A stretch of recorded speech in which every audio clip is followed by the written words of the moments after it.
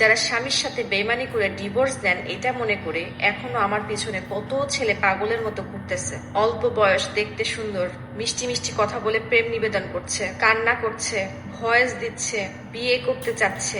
তাদেরকে বলছি, পাগলামির একটা মেয়াদ থাকে, মেয়াদ শেষ হয়ে গেলে আপনার জন্য আর কেউ পাগলামি করবে না।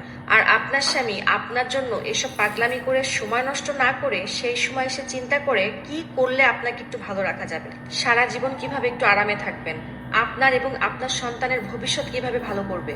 আপনার জন্য যারা পাগলামি করছে, আপনি এই সেম পাগলামিগুলো আপনার স্বামীর জন্য করেন। দেখবেন জীবনে সুখে থাকবেন, ভালো থাকবেন। দুই জায়গায় স্বামীকে কখনো একা ছাড়বেন না। নাম্বার 1, স্বামী যখন বিপদে পড়ে, একজন স্ত্রী তার স্বামীর সবচাইতে ভালো বন্ধু, আর একজন ভালো বন্ধু কখনো বিপদে একা ছেড়ে দেয় না। নাম্বার 2, স্বামী যখন অসুস্থ হয় তখন তাকে কখনোই একা ছাড়বেন না, কারণ ওই সময় একজন স্ত্রীর বিশ্বাসের পরীক্ষা করা হয়।